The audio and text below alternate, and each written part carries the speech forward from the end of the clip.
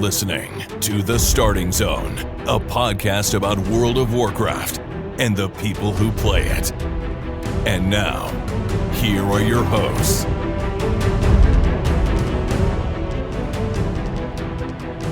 Well, hello and welcome to The Starting Zone, the podcast about World of Warcraft, people who play it. Today is June 7th, 2023, and my name is Spencer Downey. Thank you so much for listening and subscribing to the podcast. I am joined today, as always, by my co-host, Jason Lucas. Jason, how are you doing on this fine Wednesday?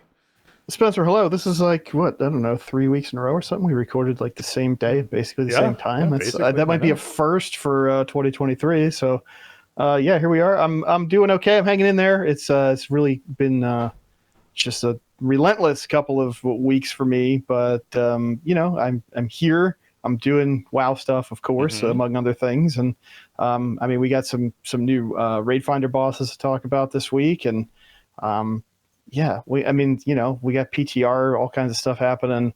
We're going to get a patch pretty soon. I mean, the game is just, speaking of relentless might be a weird way to put it, but it does feel like there's just constantly something different happening right now, which is cool, but maybe a little more than we need sometimes.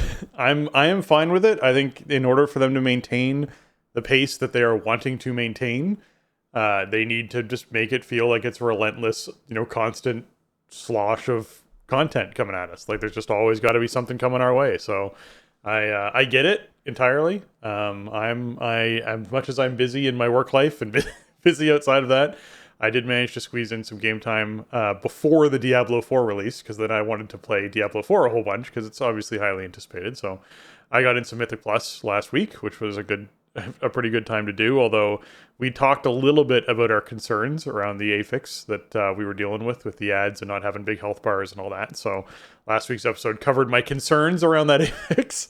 I got myself a new helm out of my vault reward for the week, so that's nice to get. Still little upgrades every week, which is nice. So just continuously gearing back up through passive Mythic Plus, completion and grabbing stuff out of the vault. And I made sure that I got all of my contribution done last month for the turtle mount from the journal that you can get. So I was pretty excited about that. It's because I'm not raiding. Raiding seems to be a really consistent, easy way to sort of fill that thing out for the month. Finding other little ways to get the points and deciding what you need to do. I just made sure I had to run enough Mythic Plus to be able to get it. Was what it came down to for me. So I don't know. It was good. I'm enjoying WoW. I'm enjoying putzing around in it and doing different profession stuff and doing Mythic Plus and chatting with friends. So it's going well so far. I mean, I'm missing the Mythic scene a bit, but I'm not like, oh my god, I got to sink my teeth back into this again yet. I'm getting there. Right. Yeah. I mean, for me, like, it's been kind of a frustrating week since we spoke last. We just feel kind of stuck on phase 3 of Heroic Sarkareth, just really not being able to push through like the 30% so wall. Close. That's so close. Like, the good thing is the fight is really fast. Like you get to phase 3 in about 5 minutes, 5.5 minutes, something like that. So like at least we had a lot of pulls where we were seeing phase 3, although we also had a lot of pulls where people were doing something stupid and getting clipped with area damage in phase 1, and then we're behind, we're just behind the whole rest of the pull. Right. And then, we had a bunch of phase 2 wipes because people just are not paying attention or we're not using positioning well.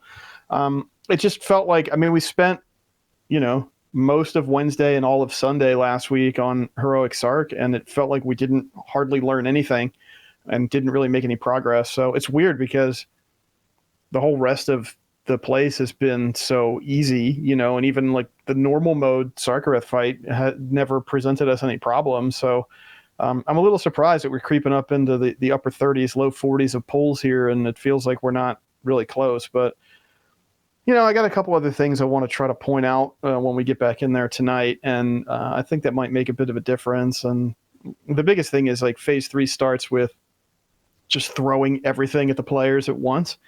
And you kind of need to weather that storm, and then it settles down a bit.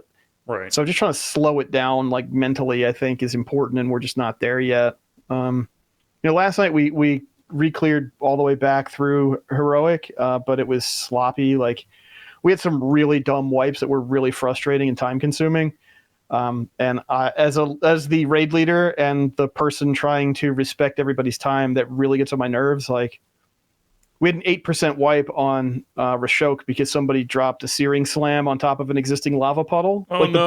the boss was like 20 seconds away from being dead, maybe less. It's like drop it anywhere. Mm-hmm. Just and put it anywhere. It literally didn't matter where he went, except for the one place he went that then wiped the raid. Then we had to do the whole thing again. Yeah. And of course, the Soulstone healer stands up and starts mass rezzing, and a couple people released, and it turns into this cascade of time wasting.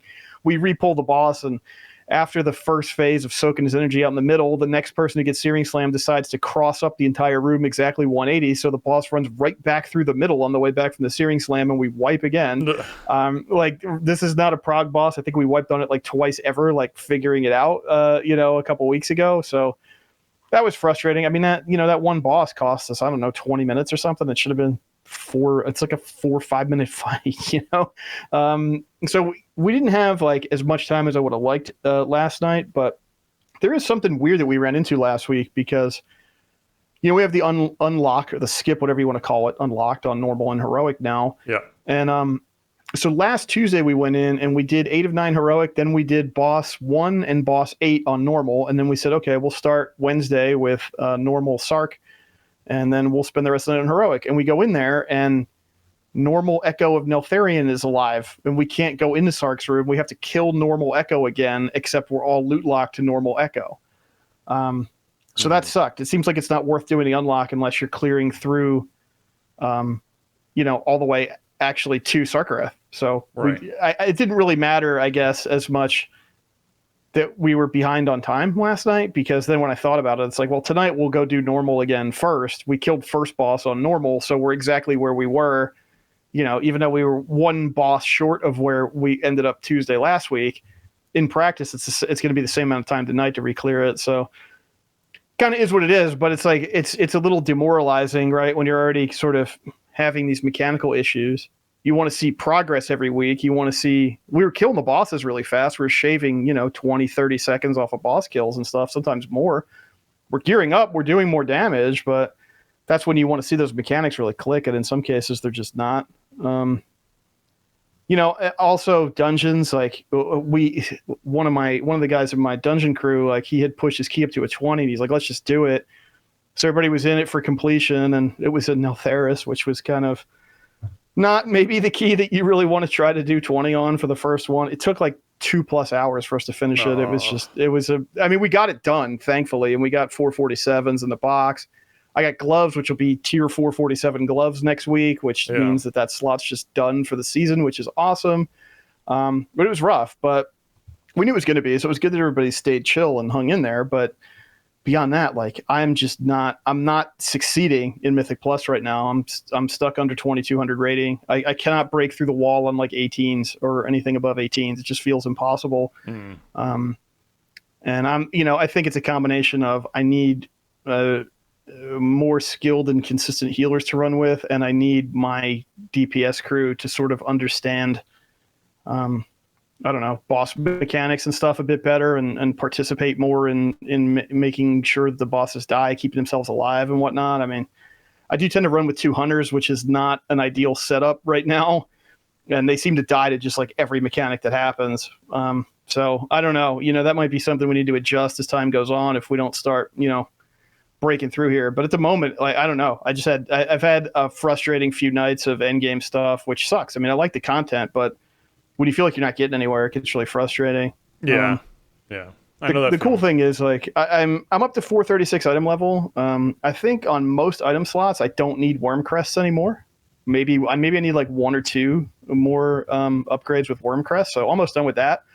And Catalyst is next week, so I got those 447 gloves ready to go. I got like a top item level bracket helm for the following week if I don't get anything else. So I think that kind of stuff will help me out, and probably help a lot of people that I play with out too, as we can kind of more optimize set bonuses and stuff like that.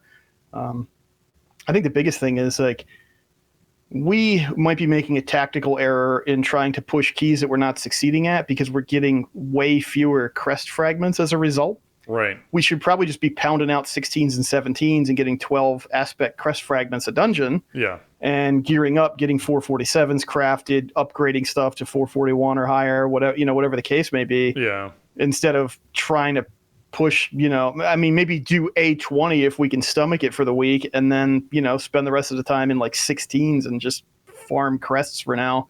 Yeah. We haven't been doing that. Also, that would help us learn the stuff that we're failing at. So I don't know. That's the thing I might suggest to the dungeon team tonight. Like, guys, why are we doing this to ourselves? Like, let's get some low hanging fruit. Like, let's learn the dungeons and get some aspect crests and gear up.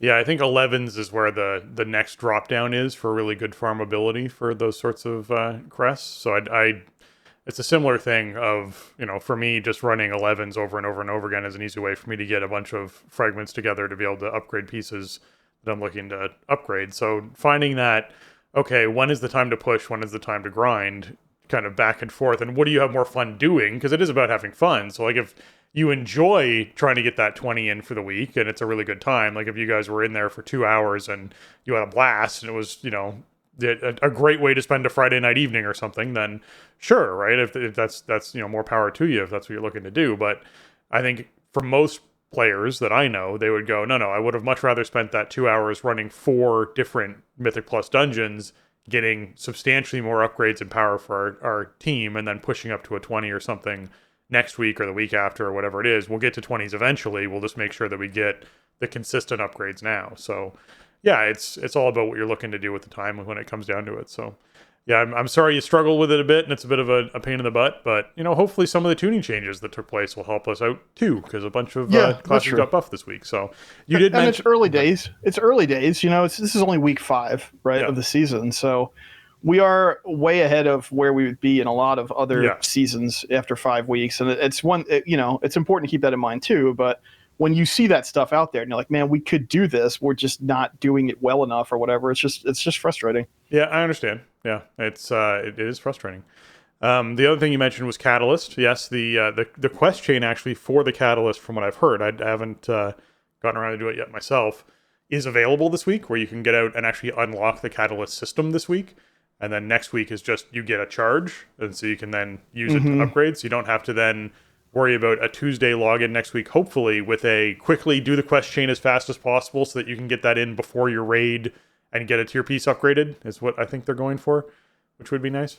Yeah, I think it just accrues like it did in season 3 and 4 Shadowlands. Yeah. I think they pushed the intro quests to say, hey, the Catalyst is waking up, go check it out. Yeah. They pushed that, I think, by mistake yesterday at reset, and they may have pulled that back. Ooh. So if you don't have it, don't worry, you didn't miss anything. You know where the Catalyst is if you played season 1. Yeah. As if you logged in and they pulled the quest and you don't have it, it's not gonna matter. You'll just have a quest next Tuesday, the 13th reset, or with regional resets. Yeah. To just go out there. It's like, hey, here's the thing, and then that's it. So there's really nothing else to it this week. And it went out in error. So if they rescinded it, then you didn't miss anything. And if you got it, and you're like, well, what am I supposed to do? The answer is wait until next reset. Wait until next week, yeah. Yeah, I did know there were people who were saying, hey, I don't know what to do with this. I've completed the quest and there's just nothing here. What am I supposed to do? So, yeah, I guess there is a confusion point to it. I just thought it might have been nice to actually have that out of the way if there was a chain to empowering it or whatever it was, to have that done before the actual reset. If it's just hey, this is the location, then I understand, hanging on to that till next week makes sense. Yeah, it's just like 2 dialogue panes to click through. There's nothing to actually go do. So yeah, I think it was a mistake this week. So if you don't have it, don't worry, you didn't miss anything. You'll see it on Tuesday. There are a couple of those, and we'll get to that. All right, let's jump into what's going on this week.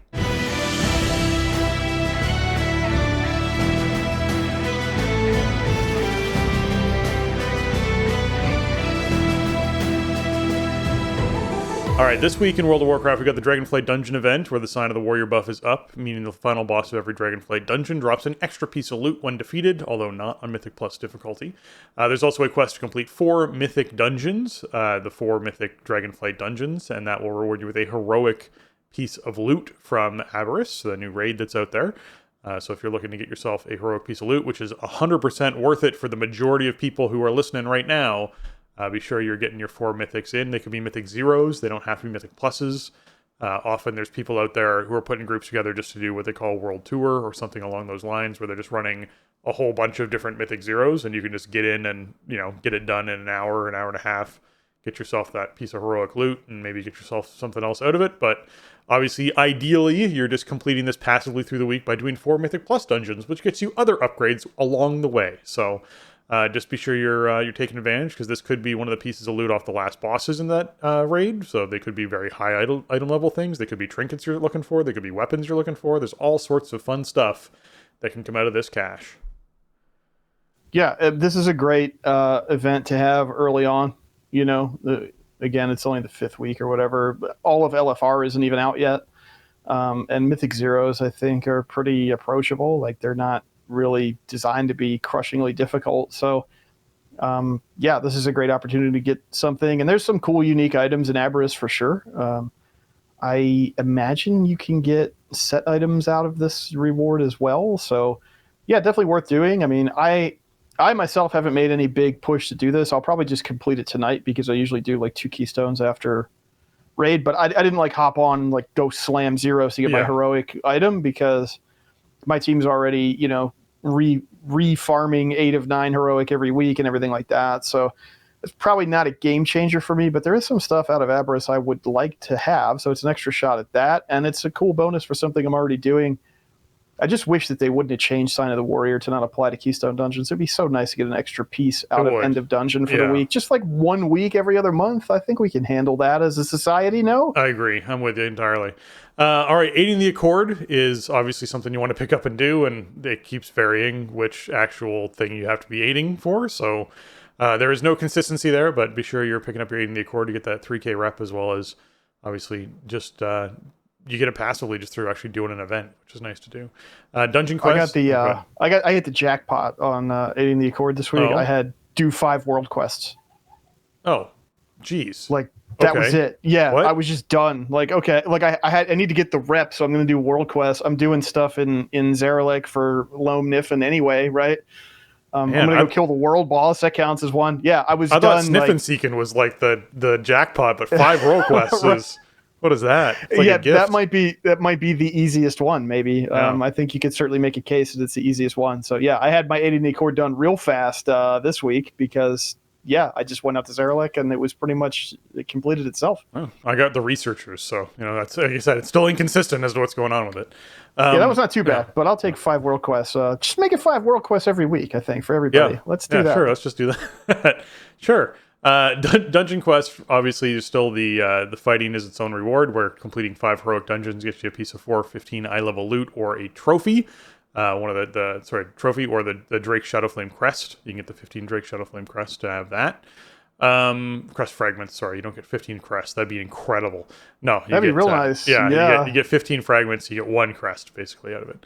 As well as some reputation towards all 5 major factions. PvP quests for the week are random BGs and rated BGs, so make sure you're hopping into picking those up before you do your PvPs. The Brawl is Gravity Lapse, which is Eye of the Storm with no gravity every 1 minute. Basically, every minute that takes place, there'll be a period of time where gravity turns off, and everyone can swim and float and fly around, and then it turns back on and you fall. So, don't be too high off the ground, or don't be above a pit once gravity turns back on. And this is one of the OG brawls, one of the first ones they ever put out. So if you are someone who, is looking for some spice this week, and get yourself some Marks of Honor, Conquest and Honor by doing the Something Different quest by winning a brawl in Gravity Lapse. I still like this battleground. I still think it's a great battleground. I just feel like it's kind of a outdated brawl, is what I'll say at this point. Yeah, it's weird. Like, it doesn't really mix up the gameplay as much as you might think, right? I think probably because it affects everybody in the exact same way at the same time. So, like, overall, its impact is kind of low. I feel like you could just get away with this being the way that Eye of the Storm works, right? Like, I agree. Just be a wrinkle in the Eye of the Storm, and it would be like, okay, and maybe we could put something, if we really like this, which I don't know. I don't know that we really like it, but, they've done they haven't done a new PvP brawl in a while, but some of the more recent ones and more modern ones are really cool. They mix up the gameplay very meaningfully. They're like their own modes in some ways, a couple of them. So if we're this is not really one of those. Yeah, if we're on a chunk of, asteroid, basically, a piece of planet that's broken off, floating out in space, I'd be fine with things like meteor showers happening that can do additional damage, or people have to dodge, or it knocks people back, or, stuff like that, obscuring things that happen. Maybe there's rock that falls down that's destructible rock that blocks pathways, so it slows down transitions between bridge to bridge kind of idea, because you have to destroy this big rock to open that bridge pathway back up. Like, there's some cool stuff they could do, right? So we'll see if they ever choose to mix it up. But maybe one of the people listening to that's like, dude, he's got some ideas. Let's throw these rocks in here. I like this. I would love to see some new brawls. So a brawl with like destructible terrain would be really cool. Yeah, I don't know. It feels like it's been. I mean, what's the newest one? Cooking Impossible, and that's been years now. So yeah, it would be cool to get a new brawl. Yeah, I mean, it's when they have time, I guess, is what it comes down to. All right, world bosses for the week. Obviously, you got the Zakali Elders dropping 415 loot down inside the Zerla Caverns. And then, of course, we have the the big dragon, typical thing that we're looking at here. That's, dropping your... That's in Oharan Plains, dropping your 395s. So if you're looking for some other loot as far as that goes, you can kill Strunron, the Sky's Misery, and get yourself some of that. Mythic Plus affixes for the week are Tyrannical, Volcanic, and Sanguine. So we have gotten through the new affixes as that we've seen so far, and we are now looking back at bosses do increase damage and have more health. Periodically, gouts of flame are up beneath the feet of distant players, and when slain, a lingering pool of ichor falls on the ground. So when you're killing enemy mobs and non-boss mobs, a lingering pool of ichor falls on the ground that heals their allies and damages players. This is the old school stuff that we're used to. I don't think there's anything new or spicy with this. So when it comes down to it, Tyrannical, you're going to have to watch out for Volcanics because you're going to have them during bosses and you have to be dodging a bit. Sanguine doesn't really apply to bosses unless you are foolish enough to drag a bunch of trash onto a boss and drop a bunch of Sanguine puddles underneath the boss, which never do. It's very bad. That will delay you a whole bunch. But Sanguine puddles do still dissipate faster, which is nice. So they don't last as long. So, that's a bonus for it. But all in all, this is probably a pretty great Tyrannical week because you just have very little to deal with other than don't stand in the Volcanic and get knocked into the air when there's the big important boss mechanic happening. Otherwise, that's about it. I think it's a great Tyrannical week. I think so too. We haven't seen the full rotation yet, right? It's like a 10-week rotation, and this is week 5. But I got to think that this has to be the easiest Tyrannical combo that we see, right? I can't even imagine one that would be easier than this. Sanguine you have to be careful with, right? Because you don't want to full heal enemies because you're not paying attention to health bars and you're not paying attention to positioning. But overall, it's one of the easier on death mechanics to deal with. You can always stun the mob that's going to die soon and drag the other ones away. You can knock back mobs out of the puddles. You be sure you have your interrupts queued up in case there's a caster standing in a puddle. Those sorts of things just you can be on top of. Drop a ring of peace right on the puddle and just bounce everything out of it. There's all kinds of counterplay for sure. But if you're not paying attention to it, it can cause problems. You definitely have to.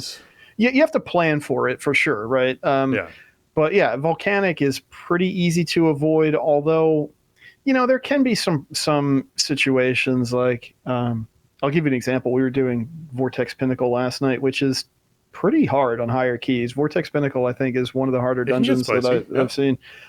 So last boss, right, has the static cling mechanic where you need to jump.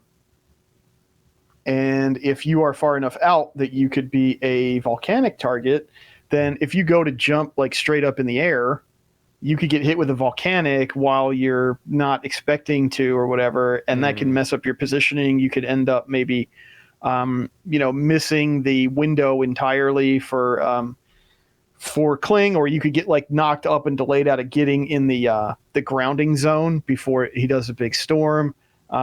Also in there, Dragon Boss, there's a lot of specific positioning you need for that, and Volcanic could screw that up. So I guess this is like Evoker's Time to Shine with their pick up your friend and take them to your old location thing, right? So it's you see your buddy getting knocked up in the air by something, whip out there, pick them up, drag them over to a good spot, or if you're a healer who's already positioned as a priest, you can life grip them in. That just little utilities like that, little fun things you can do that make they're playmakers, I guess is the best way to put it, because when you do it, it feels great when you pull it off. You're like, man, I can't believe you got that life grip just right in time when I got knocked off that edge, or when I got knocked up into the air, was out of position, whatever it was. Right. Like, yeah. So yeah. Yeah, I mean, there's a lot of options, which I mean is always a good thing. That's what we like about affixes, is having counterplay. So but it will happen. You will get volcanic on bosses, and on many boss fights it doesn't matter. But on boss fights where it does matter, it could create a lot of additional kind of wrinkles of complication. And bosses are obviously going to be alive a long time. They're going to hit you pretty hard. So overall, I still think this is probably best tyrannical. Yeah, I think once we see the whole rotation, I think we're going to go, this is the easiest tyrannical week. Yeah. But it doesn't mean that you can just go in blind and just win dungeons for free. You still have to play well. Yeah. But there's very clear counterplay to this combo. Yes, this is the push week, if you will, as we sort of put it. All right, Greedy Emissary is still going on, goes on until June 14th. So if you're someone who hasn't been out there hunting down the goblins yet to get your 36 slot bag, for example, be sure you are putting the time in to do that. Every half hour a goblin spawns. It'll either spawn inside of the Dragonflight zones on the actual half hour, or on the hour it rotates between Stormwind and Orgrimmar. And so you basically get out there, you find the portal on your big map, and you knock the goblin over, and then see what the goblin has inside of his, sack of loot. And it could be things like Wirt's Leg cosmetics. It could be a Tyrell's Charger mount, if you didn't pick that up way back in the day. It could be, the Belial pet, or the 12-string guitar toy, or the Tomatown portal, or like all sorts of fun things. But it sounds like the big thing everyone's kind of after is that Heradic Haversack, which is 36 slot bag. So yeah, if you haven't done it yet, be sure you're getting out there, because you got a week left, and then it's over. So be sure you take advantage. This is like a really long event. I thought it was almost over, and then I was like, oh wait, no, there's still an entire week left. So I think it's long because they had the early release for Diablo 4, which was on the 1st of June, and then the official release of Diablo 4, which happened this past Tuesday. And so then they have a week after that. And that's what I sort of see, right? Is they did okay, well, we want to do the week leading up to the early release. Then we want to do the week, obviously, after the main release. And so it ended up being this longer event. That's what I think is going on. Yeah, I think you're probably right. I mean, obviously, Diablo 4 is a big deal across the business, the entire industry of games. It's a big deal for Blizzard. Yeah. And, so yeah, I mean, tying in with that, you can see why they would want to do that and keep it running for a good long time. Yeah. I have an exciting announcement about this event. I have collected everything on the list. Yay. I'm done. So I got the banner this morning, and I deleted my weak aura because I don't care about any more goblins. I got the bag the other day, like last Thursday or something, which was really the important thing, right? That's the big thing. I like collecting toys and stuff. They're cool, but I don't really use them that much. I'll use an extra couple slots in my bag every day forever. So that was awesome. And, I think the cosmetics are fine, but they're not really things I want to use on my character. So I happened to get them all, but I didn't really care whether or not I did. But yeah, so I'm all done with this, and I don't have to pay attention to it for another week. But if you're not, you do still have like a week, give or take, to do it. And also remember, you get a bonus for your first one of the day to getting some unique drops. So even if you don't want to spend significant time on this, just do one a day, and you'll probably be, in pretty good shape by the end of the event. Yeah, and just getting the Belial pet, also gets you the achievement Little Lord of Lies, so you get 2 for 1 with that particular drop. So yeah, if you're an achievement hunter, be sure you're also grabbing the Belial pet off of this. All right, Micro Holiday, one of Jason's favorite all-time Micro Holidays, is kicking off right now. It's going to be live through June 8th, so obviously it's still tomorrow, so take advantage today or tomorrow on this. And basically, there's a bunch of boats in Thousand Needles. It's the 1,000 Boat Bash. There's a quest chain that you can do to acquire parts for the boats, and then you get a boat that you can use for the next 7 days in all zones. And the boat basically makes you travel at 330% increased movement speed on water surface, which was, back in the Legion days, like the way to get around the map. It was insane how fast you could travel. Busted good. Oh my goodness. Good. You just get out to the coastline and you just zip around. Like, that was faster than any other way you could get around. Yeah, it was. It was the fastest way to get around Legion, which I think was amazing. But in general, this is just really fun. Like, you might remember, if you played the game a long time ago, that there was the drag racing on the salt flats, is what this used to be. in that area. And then when Cataclysm happened, it flooded the salt flats down in Thousand Needles into being this, sort of like just large body of water. And there was nothing there for a little bit until goblins set up this platform, and then they got these like souped up boats going. And yeah, now there's a bunch of, boat racing and stuff happening. So it's definitely worth checking out. It's a fun little event if you haven't seen it yet. And that's the 1,000 Boat Bash down in Thousand Needles. Yeah, it's a super fun quest line, although unfortunately it's like one and done per character ever, right? So if you did this before, you can't go back and do the quest line, but it's like pirate themed and it's super cool. Yeah. And all of the boats, well, I don't know about that. Let me not get ahead of myself, because they added a lot of new races and stuff to the game since 2017, but like the boats are themed around, the different playable races. So there's like a night elf boat or an orc boat or whatever. So they match your character. And once you have the buff, like you don't have to do anything. Nope. It's not like an item you have to use. It's just when you're on the surface of the water, now you're just zooming around. Yeah. Yeah, I think it's probably a little bit less useful. It was pointless in Shadowlands because there was no water, right? Anywhere. There is water in Dragonflight, although we've sort of solved the problem of not being able to move fast enough in the outdoor world in Dragonflight. So I don't know. I will probably go do this if I remember to before I log out tonight, after I'm done with my typical, PvE Wednesday night session, just to get the buff and just go revisit it, because it's such a fun event. But yeah, when this came out, it was amazing, dude. It was the greatest of all time in Legion, and it was still really good in BFA. And in the last two expansions, it's kind of like, well, it's fine. I like my boat is cool looking, and that's about it. Like, you probably won't actually use it that much. Yeah. We also have Darkmoon Fair going on. If you'd forgotten, it runs until my birthday, Saturday, June 10th. Be sure that you are taking advantage of Darkmoon Fair while it's going. Get yourself that extra profession knowledge. And obviously, if you're still grinded Niffin rep, you can get yourself the rep buff and then get yourself additional rep from the Niffin when you're doing your 5 role quests to finish off your eating the Accord for the week, Jason. Be sure that you have your top hat on while you're doing all of that. Head down to Darkmoon Fair. They got, obviously, the rides you ride on to get the buff. You can buy the top hats for yourself. You can do pet battles to get tokens to buy the dirigible mount. You can do races. You can do dance, like, competitions. There's Minesweeper. There's all sorts of craziness there. And, take advantage of Darkmoon Fair. It always makes me miss the Darkmoon Fair podcast that we used to have going on Darkmoon Herald back in the day. Yeah, Ringmaster Kevin. Those were good times. It was always fun chatting with him and seeing him at BlizzCon, man. He'd always be working World of Podcasts and Con Before the Storm. So but yeah, DMF. I mean, the big thing with DMF in this expansion is the knowledge, the extra profession knowledge. It's only like 3 points per profession, but dude, it's critical 3 points. Like, you're hard capped. Well, I shouldn't say that, but like, diminishing returns kick in super hard on how much knowledge you can get in a week after a certain point.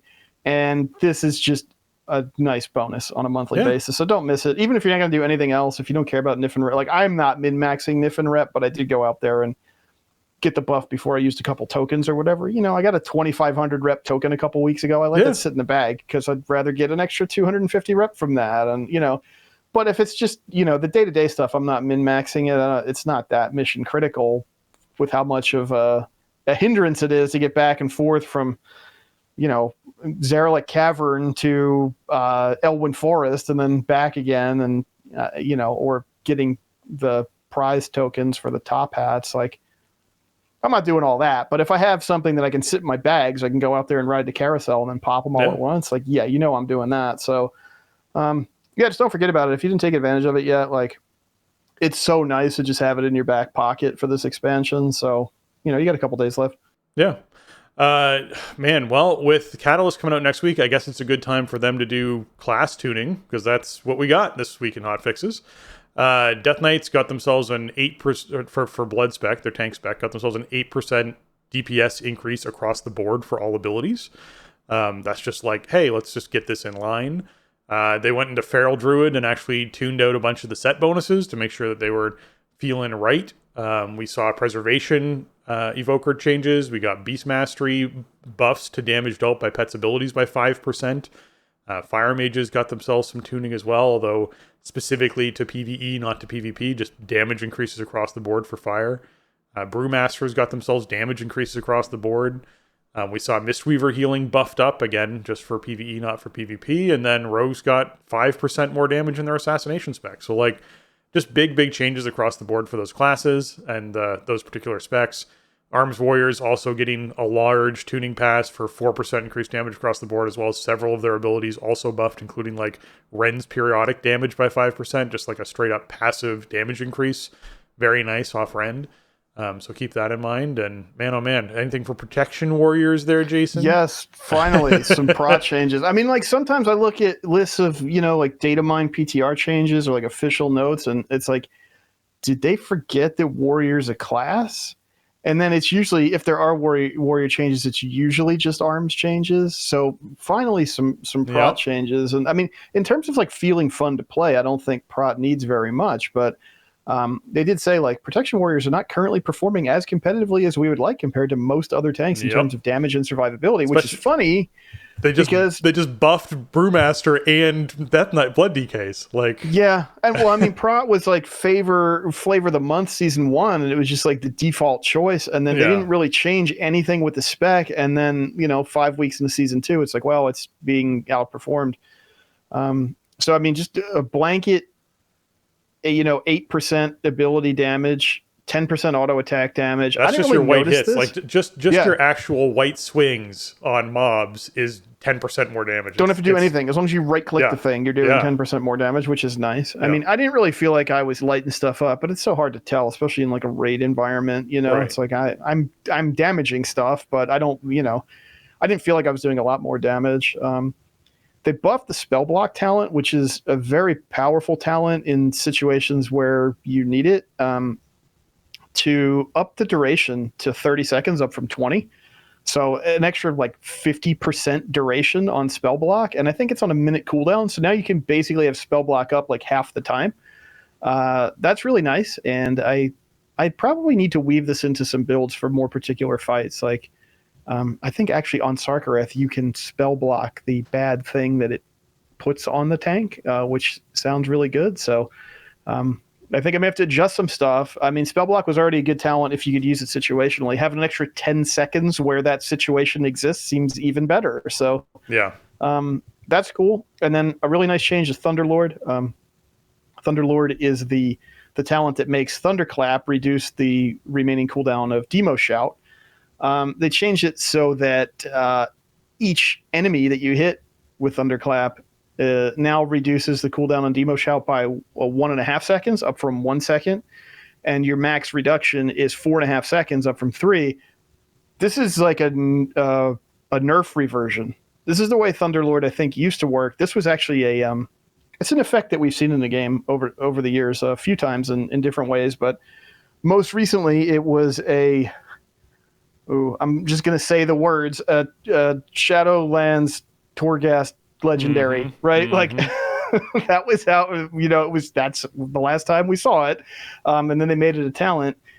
And I'm pretty sure that's the way that the legendary item functioned, was the 1.5 seconds up to 4.5 seconds per Thunderclap. And that's a really nice effect. I mean, Demo Shout is a big part of the kit, just overall, especially with, booming voice and other stuff where you can like generate rage off of it, and rage throughput results in, cooldown reduction, just very important overall part of the picture. So I didn't understand why they nerfed Thunderlord so hard to begin with. So I'm happy to see this. I mean, I think these are nice changes for prot. I think the overall state of this content season between Raid and Keystone, like, I don't think this is enough to be like, oh, prot should be like flavor of the month. I mean, it would have to be doing busted damage to be like the default choice over a paladin, for example, especially for like Keystones. So just kind of is what it is, but I'm not going to complain. I will take extra free damage. I will take a really good talent being way better, and I will take a nerf reversion. You can do that every week if you'd like, Team 2. Then you just will give me a little bit more of all that stuff every time. Yeah, like, geez. Sure. We also saw changes to Avarice, which are my favorite raid changes. These always make me smile every time it happens, because I had such bad memories from way back in Warlords of Draenor, where this became a serious issue for a lot of the raid content that was out there. This is developers' notes for these changes. Feedback and data from the first few weeks of Season 2 have indicated that smaller raids are having a relatively difficult time defeating certain encounters within Aberrus. Part of our commitment to flex scaling as a feature is to work towards a similar difficulty for all group sizes on non-mythic difficulties. The following changes are designed to bring difficulty for smaller groups in line with the experience of a larger raid. Thank you. I love when I see this happen, because I definitely had like a 12-person or a 11-person raid group at one point during Warlords of Draenor with just a small little fun group that we were, having a good time with. And there were bosses that would spawn more mobs that required interrupts than we had people who could interrupt things. And it was like, well, this is a big problem.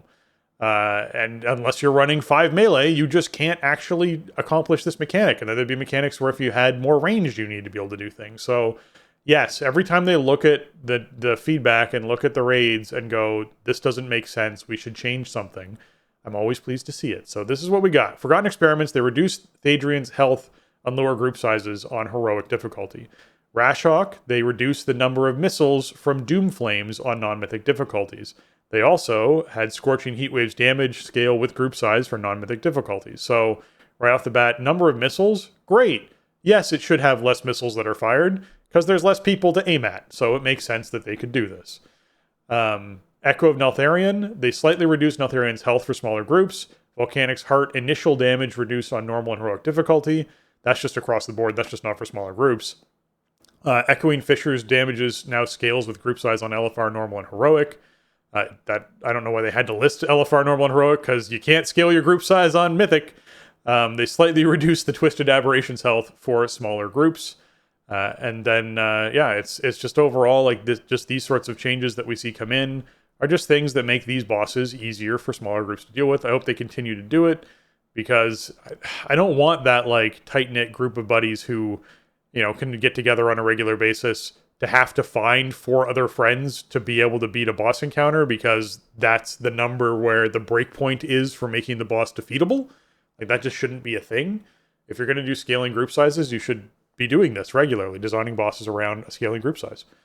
So, yeah. Mm-hmm. Yeah, I mean, this is kind of it's a never-ending battle, so to speak, in a world where flex size groups exist, because you are going to have cases where a fight is easier with a bigger group, or it's harder with a bigger group, or it's impossible with a small group, or it's unnecessarily punishing with a huge group, I do think, like, Rashok, for example, Doom Flames, there's so many Doom Flames go out, or at least did. I think the specific change, I think, just reduced it across the board, regardless of group size.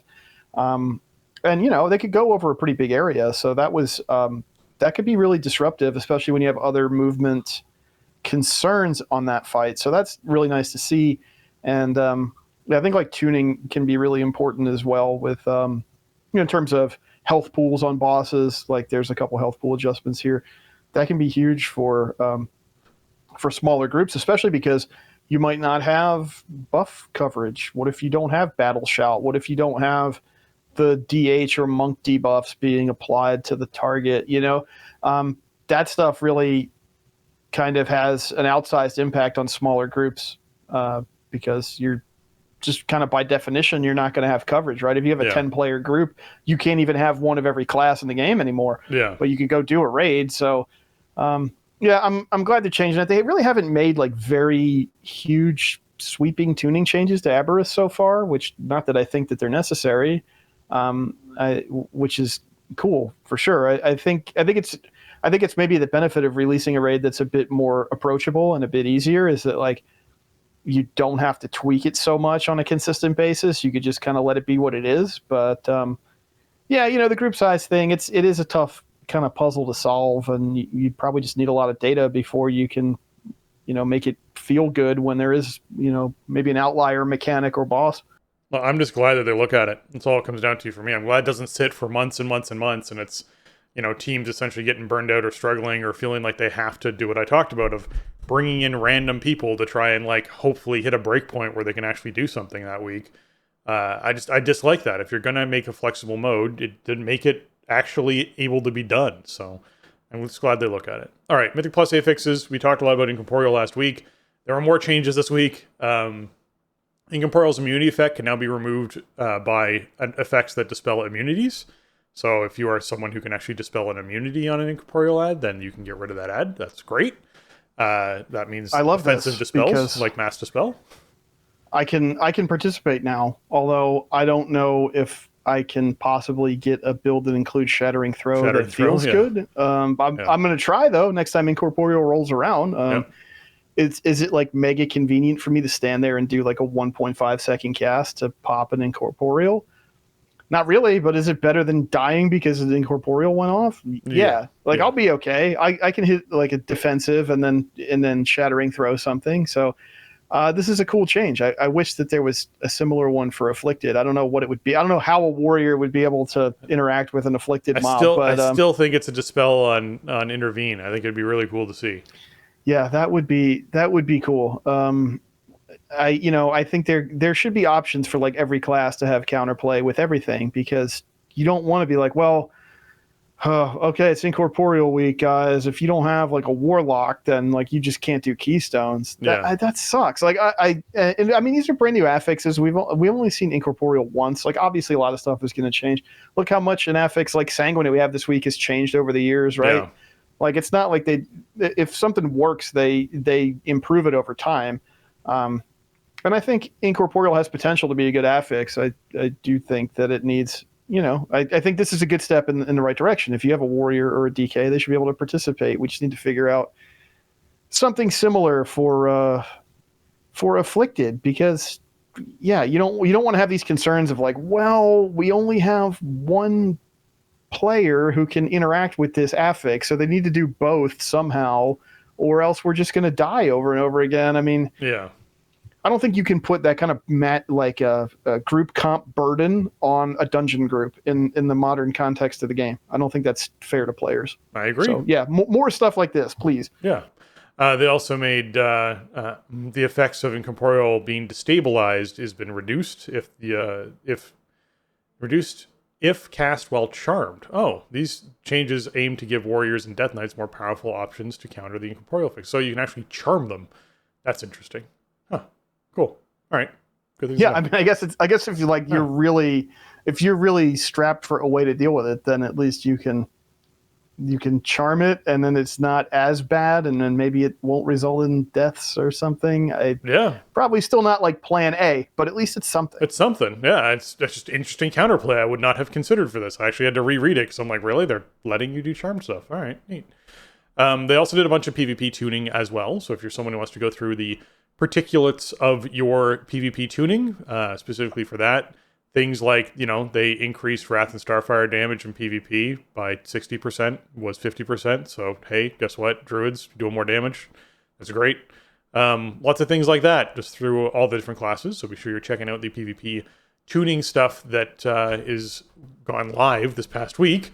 And I guess PTR is the next place where we can land some news.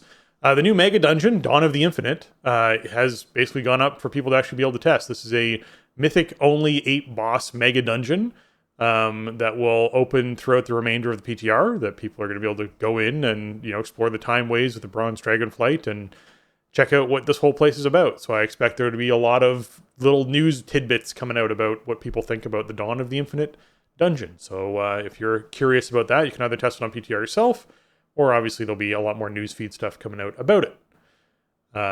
Looking forward to seeing what people think about that. Yeah, Mega Dungeons are weird because like there's such cool content usually. They tell a really unique story most of the time within the context of their expansion. And they're viable for the first 2 weeks of them coming out, right? And then you don't do them again. Yeah, like I mean, I feel like Tazavesh, I think I did twice, literally. Like I did it once, and then I did it on hard mode. Hard mode meant an achievement, and everybody got the mount, and then we were just kind of done. Yep. Like there was some gear in there that was kind of interesting, but it wasn't good enough at low item level to position it in a competitive way with the other stuff that season. Agreed. Season 2, I guess. Mm-hmm. Mechagon was a little different because Mechagon had some really unique stuff. Plus, you had the whole punch card trinket, and I think there were certain cards you could get from the dungeon, and also the mount was crazy hard to get because you had to do an entire run without anyone dying. Yeah, the achievement run for that was brutal, but the mount reward was incredible because it made it so that you would never get shot down while you're flying around Mechagon Island. That was kind of like the big outlier. I mean, Return to Karazhan was awesome, especially it was like a huge surprise at the beginning of Legion. And then, it quickly became in the Keystone pool, right? I guess by season 2.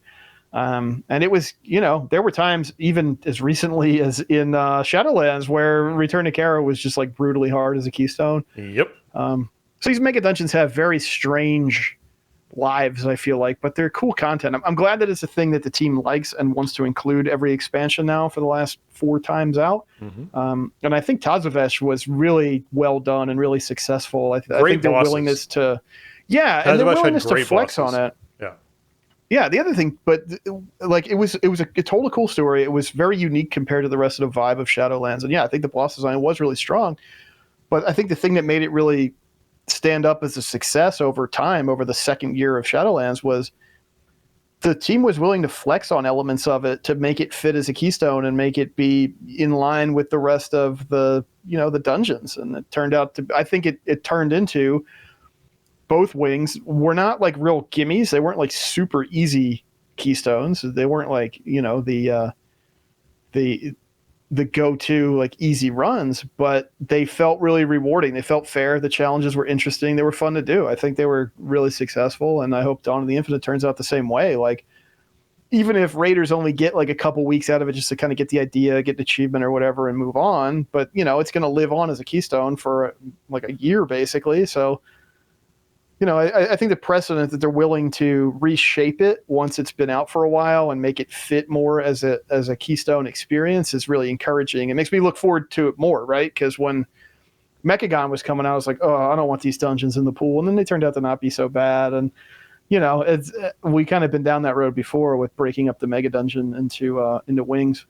Yep. Yeah, we'll have to see how this one all turns out. I'm looking forward to it either way because I enjoy exploring the time waves because I find there's so many neat storylines that they can have you revisit, and I've always enjoyed the Caverns of Time stuff that they did, so I'm hoping that we have something similar kick out with this mega dungeon with the modern team working on it.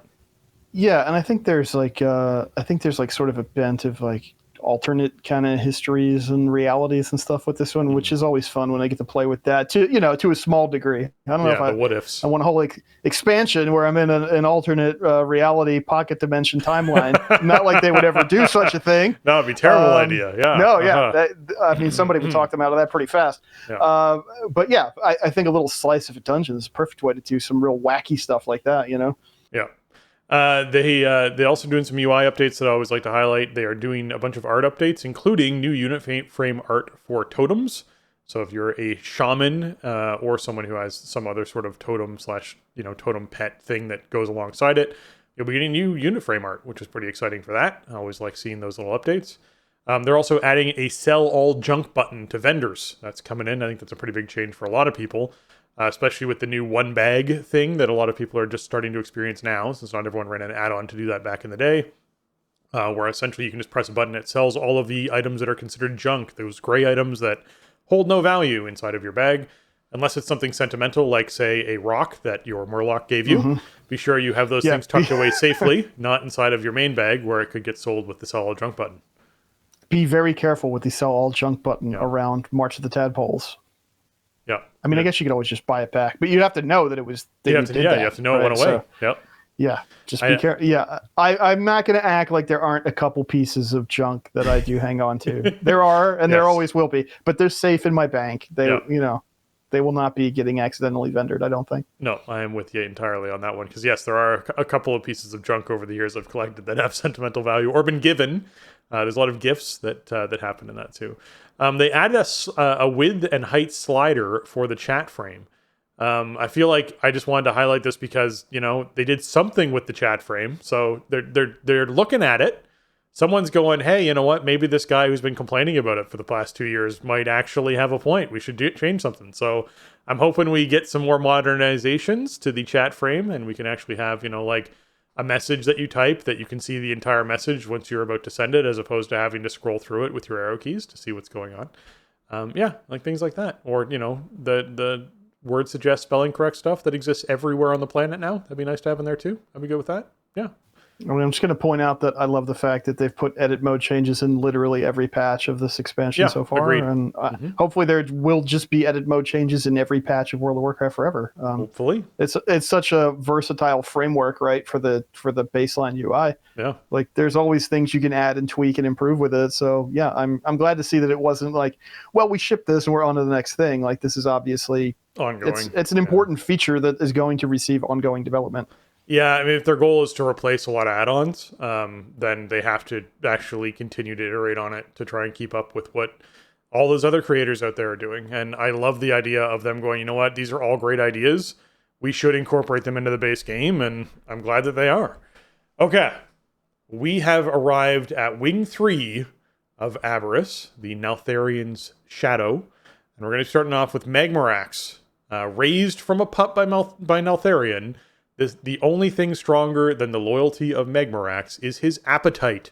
The lava hydra guards the passage to the deepest chambers of the shadowed crucible, keeping his master's secret safely hidden from prying eyes. So basically this is the big lava puppy that you're going to be fighting. And Jason, do you want to go over the room layout and tanking mechanics? Yeah, sure. So Magmarax is like it's like a Hydra type of monster, I would say, right? It's like a three-headed fire creature. Yeah, and so you fight it on sort of this. It's like an oblong or maybe like a roundish kind of platform that's suspended over lava by chains. The gimmick here basically is that Magmarax has an energy bar, and if that energy bar gets filled up, you pretty much die. Magmarax is trying to fill up the room with magma, and if you let Magmarax stand on the magma, its energy bar goes up, and then you get closer to being dead. So that's sort of like the push-pull of this fight. I mean, this is, broadly, I would say this is like a patchwork kind of a fight. Like the mechanics are very simple. This is all about a throughput check. Can you kill this boss before its energy maxes out? And if the answer is yes, then you win. And if the answer is no, then you die. But this is a pretty approachable boss, I feel like, for where it's positioned in the raid and the kind of fight that like your boss 7 of 9 throughput check usually represents. A lot of those types of bosses have been harder than Magmarax is. Totally agree with that. Let's dive a little bit into mechanics here. So right off the bat, you got Molten Spittle that you're going to be dealing with as a raid group. So this basically means that you are going to get spat on by the Hydras. There's 3 heads, which means, hey, guess what? 3 people get marked with Molten Spittle. They run out of the group. They drop their puddles on the ground. These puddles, you're going to be able to soak. Basically, the puddles themselves will indefinitely grow until you've soaked them up entirely. Man, I'm thinking Vault of the Wardens all over again back in the day. Basically, you just have a player go and stand in them. The longer the player is standing in it, the more that it shrinks. You can make it shrink entirely and go away, and then it is no longer there to grow. So you want to be soaking these things up to make space in the room. As Jason said, the boss stepping on these puddles or these puddles being dropped onto the boss are very, very bad. You don't want him getting more empowered, so keep that away from him. That's the magma puddles. Next, let's do Igniting Roar. The Igniting Roar is a roar that sends projectiles into the air. You get your, Sargeras spikes, which I realize at this point, there's lots of people who are listening to the show who probably don't know who Sargeras was when it came to a boss, but that's where this mechanic came from. Those spikes that shoot up out of the circle that when you step in, they go away. These put dots on players. You have to rotate which player is soaking these because you get a 60-second, 150% more damage taken dot on you once you've actually stood in these. So you basically have teams that have to rotate through soaking these things for Igniting Roar. Miss anything there, Jason? No, I don't think so. I mean, that about covers it. I don't find now. I mean, I usually will soak this if I can, even with the debuff. I think this probably goes out more frequently than once a minute, but the initial hit doesn't hit the tank too hard. Usually, I'm doing this fight with maybe 25-ish people, 22 people, something like that, and we get about 4 lava ejections from Igniting Roar. So it's not like a huge repositioning burden. A few people have to pay attention to it. If you are having trouble with damage from the debuff, then yeah, you have plenty of opportunity to rotate people around and use personal defensives and stuff like that. So you do have to make sure that you pay attention to this, though. You can't afford to miss this, because then you end up with an additional magma puddle. Right. One thing I want to point out about magma puddle as well is if you're doing it on there's no pedal. You're not riding a bike. No. On heroic, like you have like a stacking dot that you take as you soak up magma puddles. And on heroic, if you get to 25 stacks of that, you just straight up die. There's no more dot. You're just dead. So you do have to kind of work that out. But in practice, like if everybody is participating, you should be able to soak that stuff up pretty quickly, and everybody should only end up with a few stacks of the dot, which should tick off pretty fast. So, this is sort of the main part of the dance here is going to be you're sort of in close position to Magmarax. Your magma puddle players are fanning out a bit away from the boss. People are, stepping out to soak up the magma puddles, and then you're repositioning around the igniting roar lava ejections. That's like most of the stuff that happens. The other abilities happen a bit less frequently. So just keep that in mind. You want to be, as far as positioning goes, I like to pull Magmarax off to kind of one side and sort of mark on the ground like where I want the boss to stand, and everybody can kind of position around that, so that way they know, okay, magma puddles are going out to this part of the platform, and then we can expect that the lava ejections are going to be somewhere around the boss, like in this region. I think that, just cutting those angles down, I think helps a lot. Well, and also by dragging him to that side, it helps with the next ability we're going to talk about, which is Overpowering Stomp, where he will slam the ground and knock everyone back. It does a burst of raid damage and just throws everyone backwards. If you have abilities like Charge, where you can get back to the boss quickly, or disengage back towards the boss, that sort of thing, those are super helpful here, because it is a fairly substantial knockback. But also just being sure you're on the non-tank side of the boss, is what Jason's describing. So you actually have platform to land on is also very helpful in this situation. So don't get knocked off the platform. Be sure you're positioning well before the overpowering stomps go out. Yeah, also, keep in mind, if there's magma puddles still down, you can maybe get knocked through them when you don't want to. Maybe you have 24 stacks of Searing Heat on heroic, right? You got to watch your positioning on that. It's also why it's really important to soak the magma puddles up right away. And if you don't have a tank that can quickly reposition after the knockback, you really got to be careful with where those magma puddles are positioned, because you don't want the boss running through them as it goes out to its melee target after the knockback. So just keep that in mind. I will say, like on normal, the knockback is kind of whatever. It's a hindrance, but it's not terrible. It's a pretty big knockback on heroic. So if you're working on heroic, make sure you give yourself plenty of room, and if you can possibly designate a tank to like reposition after the stomp, that I think that's super helpful, because you just don't want surprises. If you could prevent this boss from getting any extra energy, it's a very simple fight. Speaking of surprises, something that can happen after that knockback is Blazing Breath, where he will point towards a random player and then breathe fire in that direction with a frontal cone. So it's nice to be close to the boss, because it's easy to have everyone else pivot away from where that player is and where that boss has now been turned to face, so that you can actually get out of this and not have fire breathed all over the entire raid.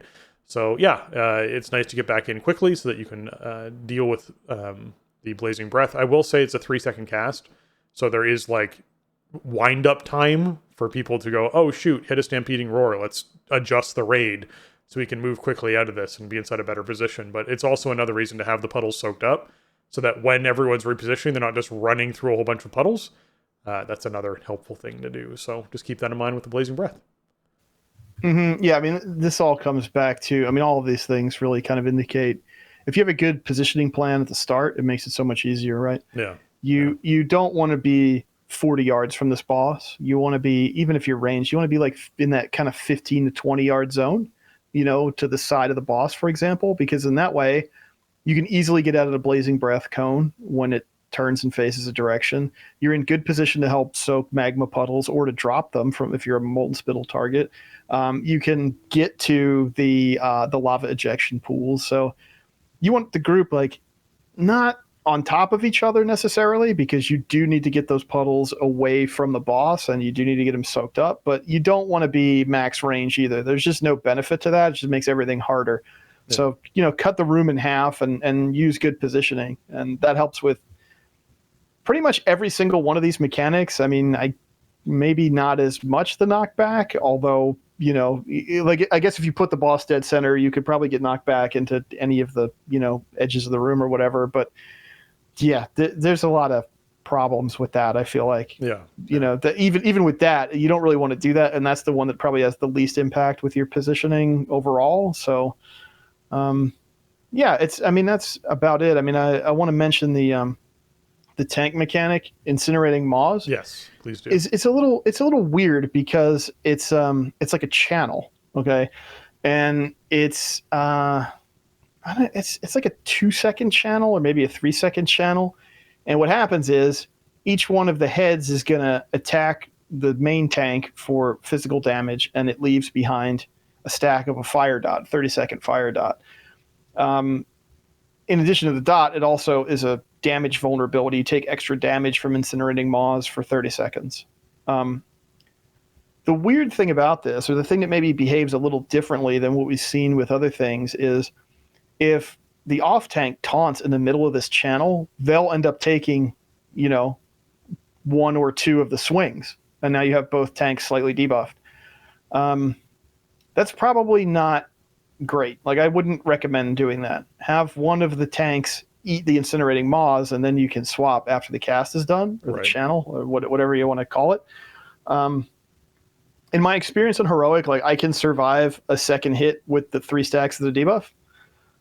Which sometimes the timing works out such that I will do that because we'll get knocked back. I'll leap to keep the boss stationary or charge to keep the boss stationary, taunt it back, and then pop, shield wall or whatever for incinerating maws coming in. It seems survivable, but then again, you do have that dot like stacking up. So keep that in mind, just, as you kind of plan out how you're going to work that. But I would definitely encourage you not to be like swapping around, like taunt swapping during the incinerating maws channel, because you could just end up with both of your tanks having stacks of this forever. Like, the only way to get it to drop is to have one tank take all 3 hits from a cast, right? So keep that in mind. It's fine. Just let the channel finish and then taunt swap, and then, repeat as necessary. And if you want to have it stacked to 6 before you swap, then I think situationally, at least on Heroic and below, that's pretty safe if it makes more sense for positioning.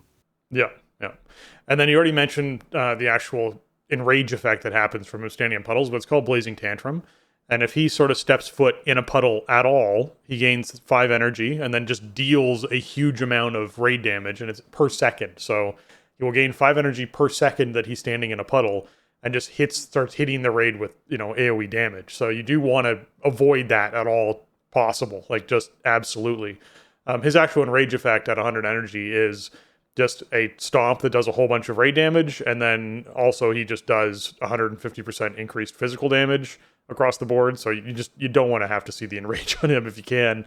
Just avoid it entirely. So yes, puddle's bad, but yeah, that's Magmarax. I think overall pretty cool fight as far as it's laid out. When it comes to patchwork fights, I think there's enough mechanics here that means players actually have to pay attention to what they're doing. They can't just plant for the entire fight, but it's not so complex that, like, you're feeling like there's too much going on to not just focus on the boss health and DPS the boss, which I like a lot. So it's a good balance. Yeah, I think this is a great boss for a patchwork style fight. Just, it's designed to be a simple fight, right? There's not a lot going on here mechanically, and I mean, I don't know. Some people might say, oh, Aberrus is too easy. These bosses are a joke. Like, this stinks. I don't know. I like killing bosses, and I don't like tearing my hair out trying to, work out a strat and keep the train on the tracks with the whole team and keep manage everybody's expectations and emotions and stuff. Like, I just want to kill stuff, and this is boss 7 of 9. So, I mean, visually it looks really cool. It's a cool looking monster. The arena you fight it in is cool. The spell effects look nice. And I don't know. I think there's, like kind of you mentioned, there's just enough here to keep it, like a raid boss. Like there are definitely things you have to pay attention to and execute. And I feel like the burden for that execution is decently low. Like I don't think I've had a situation in the last month where we ended up with Magmorax getting more energy than it was supposed to. We were able to just keep all of the lava where we wanted it to go and keep the boss away from it and kill the boss. So Right. it's good. I mean, it feels good to execute it. You're like, oh yeah, we did great. We did exactly what we wanted to do on that fight, and we killed the boss, and everybody was safe. Like, I think that's fine. I love bosses like that. I just want to kill them. That's all. I want the loot. I don't need to be. I don't need everything to push the limits of my execution and strat and group comp and coordination and communication. Mm-hmm. I'm tired of that. I want to kill stuff. Yeah. All right, so move on to the next boss. Next boss is Echo of Neltharion. Okay. So tucked away in the depths of Shadowed Crucible, Neltharion's sanctum was a place of refuge and research for the Earthwarder. Some say that echoes of his powerful presence still linger there, contemplating the future of the Black Dragonflight and how to obtain the power to ensure its success. So Jason, let's go over the room and let's go over tank mechanics, and then we'll cover mechanics that sort of happen in all phases that people have to deal with, and then we'll break it into phases. Yeah, okay. I want to have a disclaimer here that the dungeon journal for this fight is kind of a mess, unfortunately. And so, like, the way that I tend to put these notes together for us to talk about is by going off what the dungeon journal says and trying to, maybe editorialize a bit so that we can tell the story of the fight. And there's some stuff in the dungeon journal that doesn't really line up with my experience in this fight on 2 difficulties. And yeah, so, it may not totally match up with some of that stuff as we go, but we'll talk about it. It'll work out. Don't you worry. We got it. Yeah, I mean, you fight Echo in a big round room. Mm-hmm. And very common for this raid. Yeah, a lot of big round arenas. Yep. Yeah, which I think is good. I like that. It's just fine. It's a perfect way to fight a boss, I feel like. Yep. But the thing you got to know is that Neltharion, right, is the Earth Warder. So Echo uses the earth powers to kind of reshape the room and create, these barriers around the room that cut off where you can go. And when they come up, there's these orange swirlies. It's called, I guess, Twisted Earth is his cast, and Volcanic Blast are these orange swirlies where the rocks are going to come up. And you don't want to stand in them because they do damage, and you want to make sure that you're on the side of them that the boss is on and that your group is on, because these walls are terrain. They are LOS. You'll just be stuck, and nobody will be able to help you for a very long time, especially if you're in the wrong direction. So keep that in mind. And there's like a set pattern that he does for all phases, which doesn't really matter too much. Like, you just need to stay close to the boss and stay close to where your tanks are, and then you should be okay with that. Like, you don't have to know, like, okay, this pattern is shaped like this and this pattern is shaped like that. Yeah. It's great if you can work that out, but it really doesn't matter if you've been able to do the fight. The tank mechanics are similar, but they do get changed up a little bit. The phase 1 and phase 3 mechanic are actually the same. And it's called Calamitous Strike. It's a huge physical damage hit with a huge knockback, and it also leaves a 40-second debuff that increases physical damage taken by 200%.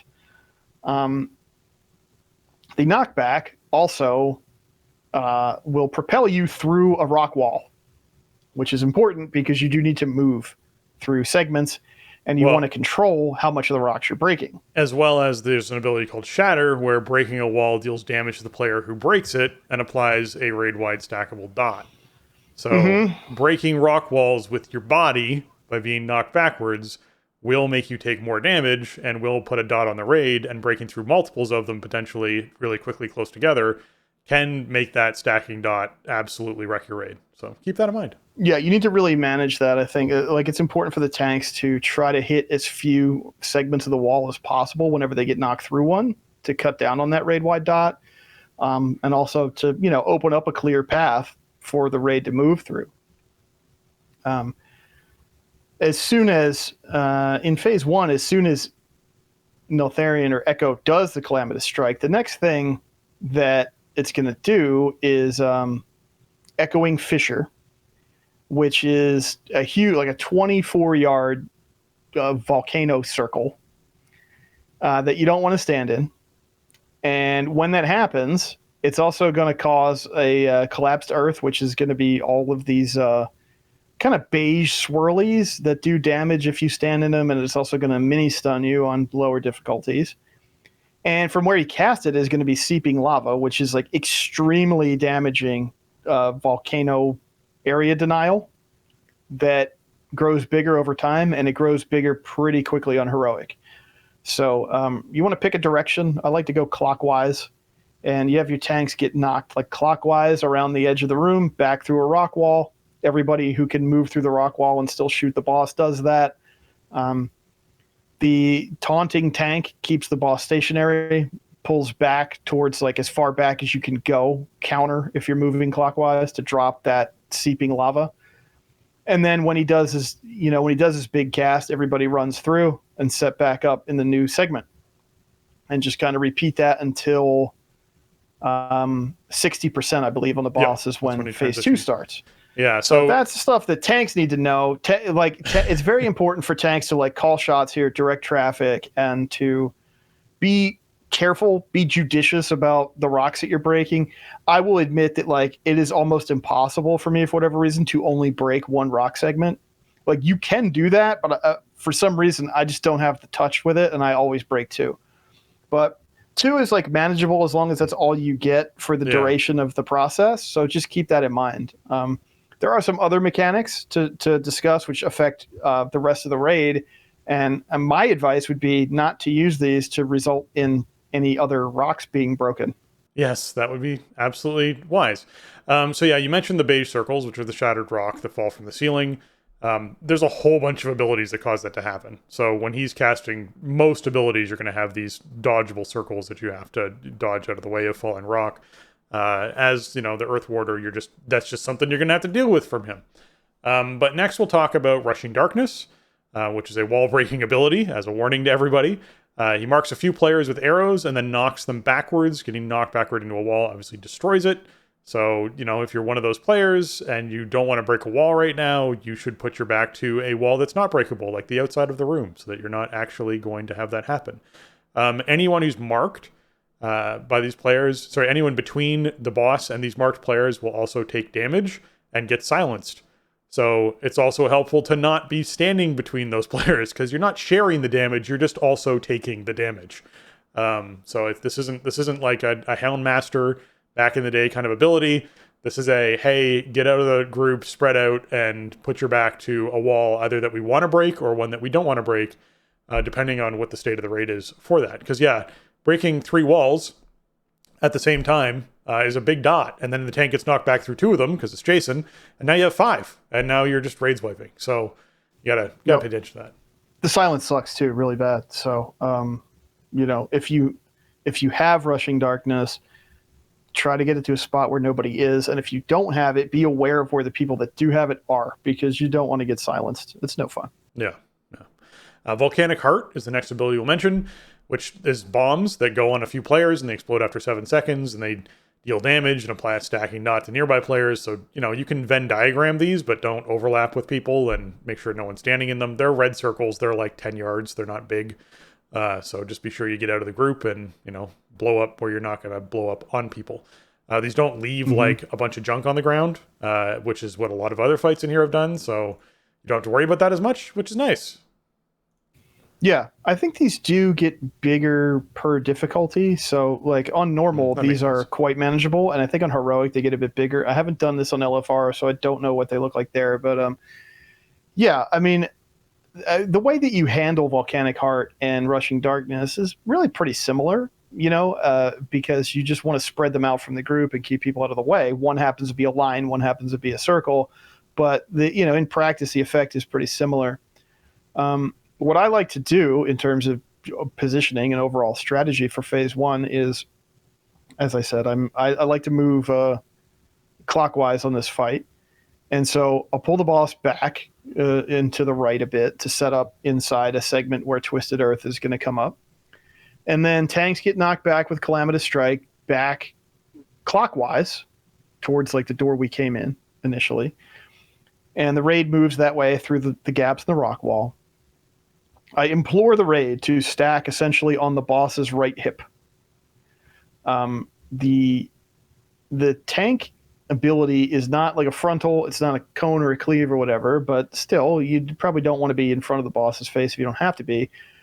But the reason why I have the raid as much on the boss's right hip as I can is because I want the people with Rushing Darkness and Volcanic Heart to go to the outer wall. The room is a circle, so it's easier to get wider apart from each other as you go out towards this, expanding circular room. And that way you can keep clean lines for the silence line attack, and you don't break any rock walls, which you don't want to do because it's pointless and it just does a ton of damage for no reason. Yeah. And it helps people get away to a safe position with Volcanic Heart faster. So Rushing Darkness and Volcanic Heart do persist throughout the fight. They occur in every phase, and I recommend handling them the same way in every phase, which is to have people take them to the outer wall of the arena and not towards the rocks. So that seems to work really well for us for the most part. Although I will say, as the fight goes on, some people love to line up their Rushing Darkness directly behind me. I guess they feel safe that I'm there for them. So just got to be careful with that. And that's also my fault because I can always move out of the way. I can see them, but sometimes there is a lot of area denial in this fight. And it's a pretty big room, but also you're constantly getting cut off because of Twisted Earth, right? There's only little segments of it you can use at any given time. Yeah. But I think overall, like that positioning works really well. If you can get everybody bought in on it, it's easy to get the debuffs out. It's easy to avoid extra damage from the walls breaking. So, I think that's the way to go for phase 1. All right, like you said, 60% move to phase 2. The boss will destroy all the walls and will then put up a new configuration of walls. And we'll also summon in adds. And these adds do a cast that is called Umbral Annihilation. And Umbral Annihilation will will double its damage every time its cast actually gets off.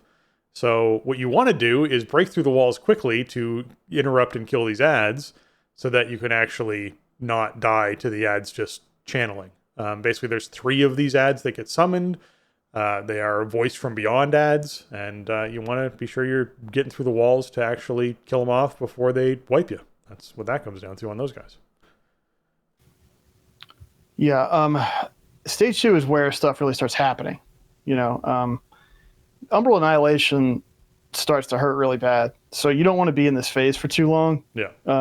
And you want to have coverage with raid CDs and stuff for Umbral Annihilation cast as it ramps up. The wrinkle here with the adds on normal, and I assume on LFR, is relatively simple because you just need to kill them. You need to pop the barrier and kill them, and then move on to the next one. Yeah, and you still get Rushing Darkness. You can still break through walls with the 3 players who get marked by something that can break walls, right? Yeah, you can if there's an emergency. I mean, you're better off still doing the tank mechanic to break the walls because you just have fewer walls to be broken at that point. But sometimes where I've had problems in phase 2 is where Corruption doesn't get cast on Heroic in a timely fashion. Because the wrinkle here in Heroic is that only players that get the Corruption debuff can attack the Voice from Beyond adds until they pop their Absorb Shield. Then everybody can attack them. But the other wrinkle is that the players with Corruption are hostile to the raid, which means they're going to take splash damage, cleave, AoE, whatever, and they can't really be healed. So it's important to position the boss in such a way that people can single target it or whatever without splashing onto the Corruption players. And the Corruption players need to group up near the Voice from Beyond ad and nuke its face off until you break that Absorb Shield. Then everybody can just kind of go back to normal, right? You can put the boss near the ad for cleave and all that. The tank mechanic in phase 2 is really weird. It's called Sunder Shadow. And what it does is you take a big physical hit, and then Echo separates your shadow from your body. Mm-hmm. So now you're controlling your shadow, and you can move through the walls. So you want to go, if you're going clockwise or counterclockwise, whatever, you want to go to like where the next ad's going to be and park your shadow there. Then he's going to hit your body through the rock walls and into your shadow. And open up the there's path. Like a purple line that connects the two, so you can see what you're going to be breaking when your body gets knocked to you. Yeah, it's very strange. I struggle with this actually, even after having done it for a few weeks, of like just knowing like exactly what's happening and where to position. And you don't have a lot of time either. So you got to kind of pre-position yourself so that you can quickly get through the walls that you want to go through without hitting like 7 of them, right? Like going down, because you can walk through the walls. So you could theoretically break like 9 walls with one cast of this if you're not paying attention or you just get unlucky. So in practice, it's not that much different than the phase 1 and 3 mechanic, but it does look different and you have to be ready for it. So keep that in mind. It also applies a 40-second, 300% vulnerability to the tank when this happens. So you don't want to be the one who does it twice. Don't want to be taking these 2 in a row. Yeah. Definitely want to swap that around. Yeah, I mean, the big thing with this phase is managing the ads. Like, you have to kill them. And also, they will shield Neltharion at 35%. So it's not like you just burn the boss and just ignore it. Like, that's not even possible. So you do have to kill them. If you're playing on Heroic, you do have to manage corruption and hope that it casts timely and you don't get stuck like I have a couple times. I mean, overall, like, you're still going to get Volcanic Hearts and Rushing Darkness, like you kind of mentioned. You're still going to get, like, the rock walls get repaired. Like when after you break them, after a while, he does repair them. So you got to make sure you get through them if you're repositioning. And Umbral Annihilation, I would recommend having a plan for, have a cooldown rotation or whatever. First one's probably not that bad, but as it starts ramping up, it's a ton of raid damage, and people are getting more spread out in this phase because you have the corruption team, you have the people getting the persistent debuffs across all phases. There's a lot of stuff going on in this phase, so I think it really helps to have a plan with covering Umbral Annihilation casts and everything like that, and just the direction to move around to kill the ads. All those things you need to keep in mind. I mean, overall, I don't think it's really that hard as long as everybody on the team understands what's happening in this phase. And I think that can be, because of the way corruption works, because of the way the ads work, that can be kind of a hurdle initially. And even to this point, like, I have some people who maybe missed a week here or there, and just I had somebody last night who got corruption and was just standing on the boss. And it's like, I'm telling people to single target, but it's also WoW in 2023. Like, even your stuff that's technically single target is probably splashing to a target that's, 4 yards off the boss. Like, if you have corruption, you cannot stand anywhere near the boss or you will die and nobody can do anything about that. Right. Like, you have to just move away from it. So as long as everybody understands the wrinkles there, I mean, on normal, this is less of a concern because you won't have the hostile players thing. But if you have an eye on moving up through Heroic Prog, like, something to keep in mind, it's good practice, just kind of split the group positioning and everything. We started doing that right away, and I think it helped us get over the learning curve on normal or on Heroic pretty fast. Yeah. So in phase 3, when all 3 ads are dead, he just enters into phase 3. So there probably is a certain amount of, like, you want to get out of phase 2 quickly because you don't want the ads to be channeling long enough, but also getting him close to 35% health before you push to phase 3 is probably also kind of a nice thing. So there'll be some balancing act that happens there.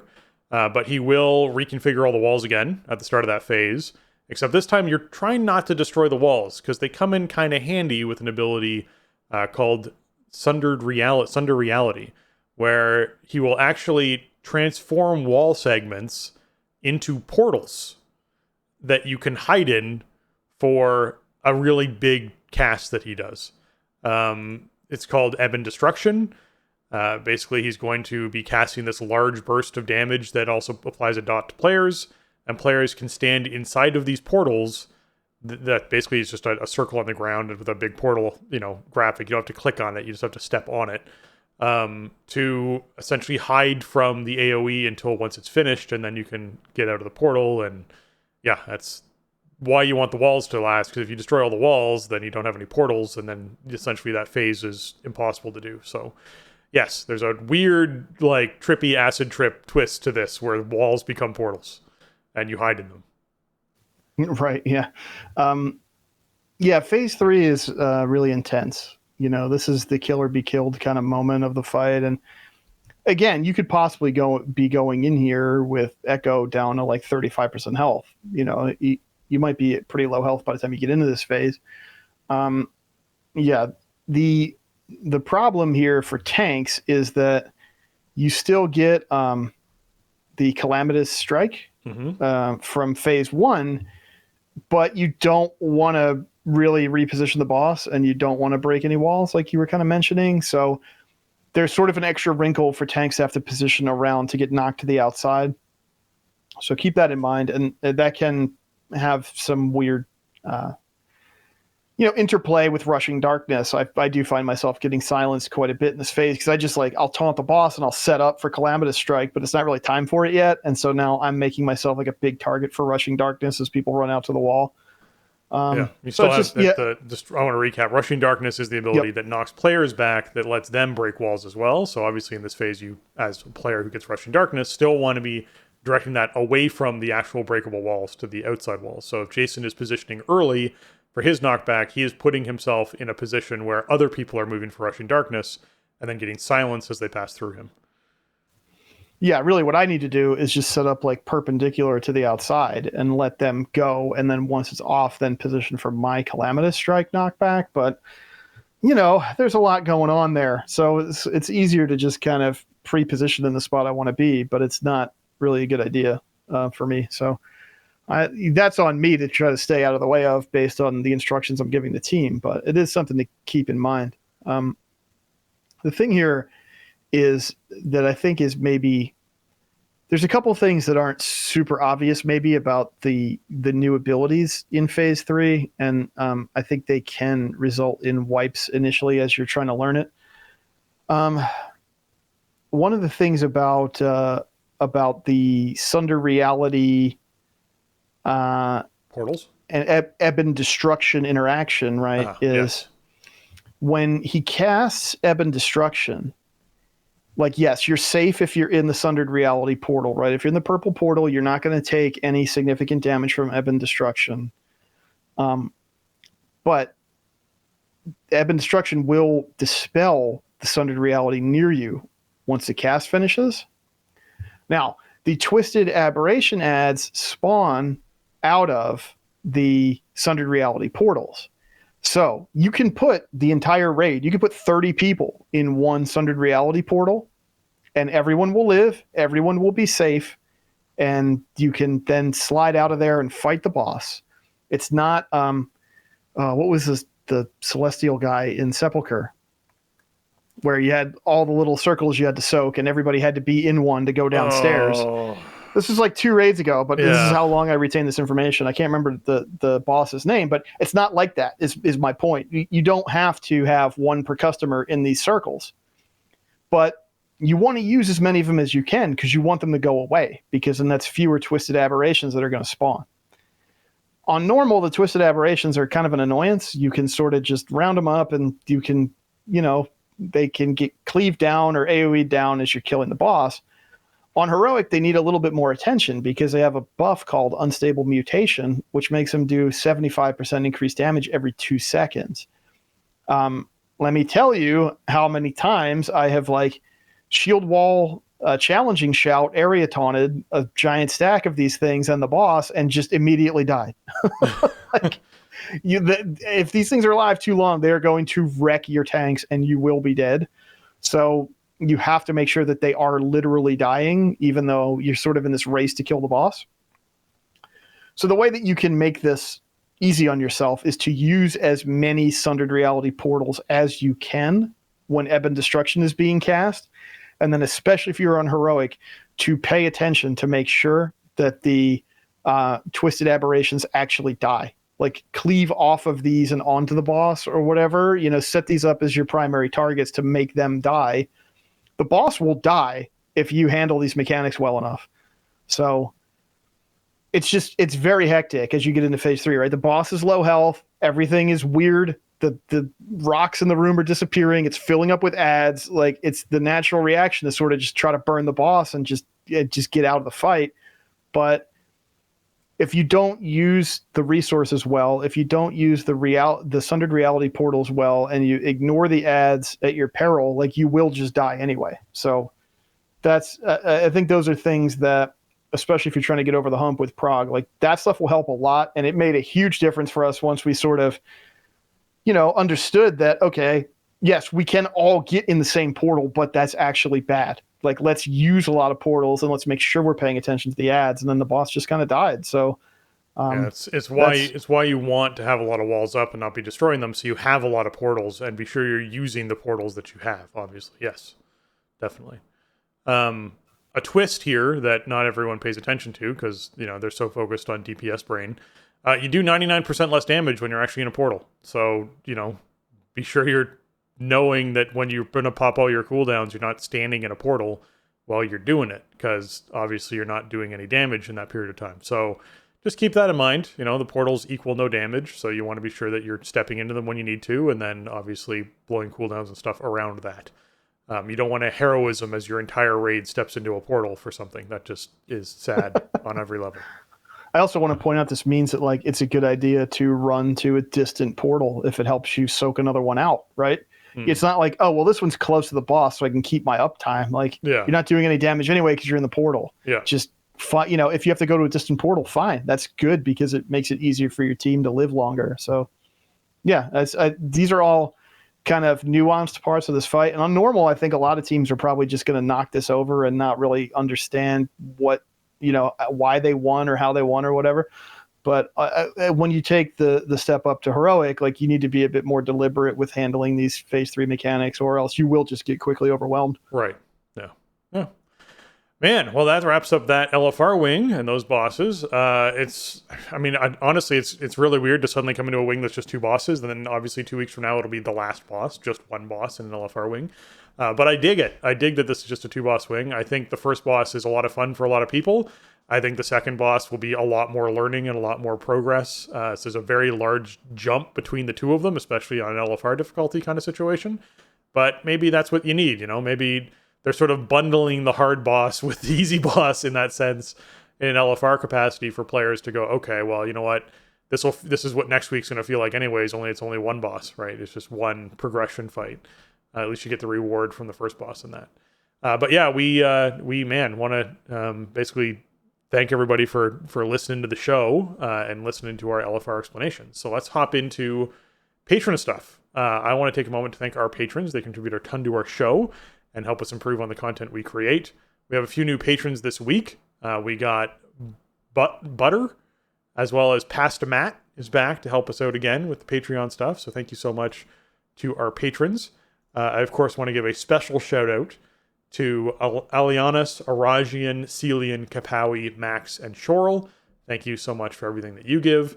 And man, thank you to all of our patrons. You can find our Patreon over at patreon.com/thestartingzone. And geez, it has been a great time so far in Dragonflight. And thank you so much to all the new patrons who are hopping in. Absolutely. The support of the show means a lot to us, and it really helps us out in terms of keeping the show on track and helping us to, put out the show that you all have come to expect here over the last many years. So thank you so much for supporting us and helping us make the show a priority and helping us make the show the best it can be. We really appreciate it. It's been a long time, and thank you all for sticking with us. Yeah. Okay, if you folks have enjoyed this episode, another great way you can give back is by leaving us a 5-star review over there on your iTunes and Apple Podcast. We don't have any at the moment to read out loud on the show, but we love reading those reviews from our listeners. So if you want to leave us a 5-star over on your iTunes or Apple Podcast, we will read it here live, and that'll help us move up the charts and help support the show. So we always appreciate any efforts you can give towards those. That's going to wrap up episode 581 of The Starting Zone. If you want to check out show notes for this episode or leave us a comment on the show, you can head on over to thestartingzone.com, the official website for The Starting Zone podcast. If you want to contact the show and leave us your feedback or ask a question, you can email us at thestartingzone@gmail.com or reach out to us on Twitter, or you can join our Discord over at thestartingzone.com/discord. And if you want to get your hands on some TSE gear, you can find that over at TeePublic. That's teepublic.com/stores/thestartingzone. You can check out all the designs on shirts and mugs and stickers. And Jason, where can folks find you on the interwebs?